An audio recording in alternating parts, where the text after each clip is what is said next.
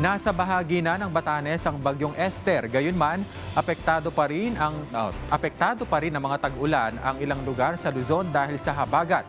Alamin natin ang lagay ng panahon mula kay Pag-asa Weather Specialist John Manalo. John? Magandang hapon, Mr. Kenneth, at ganoon din sa ating mga taga-subaybay dito sa PTV4. Kaninang pasadong alas 8 ng umaga ay tuloy na lumabas ng Philippine Area of Responsibility itong may monitor natin na si Bagyong Esther.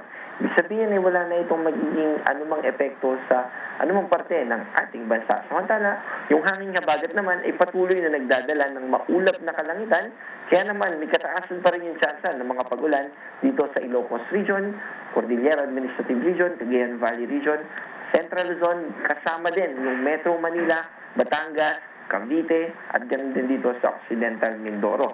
Doon sa mga hindi naman natin nabanggit ay mas mababa na yung tsansa ng mga pag-ulan at note din po natin na posible pa rin naman yung mga localized thunderstorms.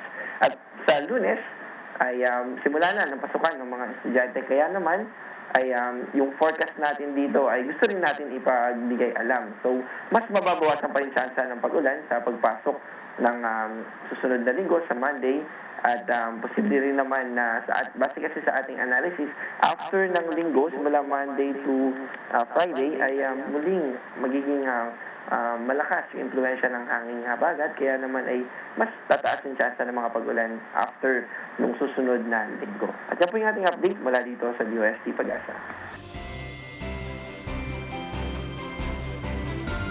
Maraming salamat Pag-asa Weather Specialist John Manalo.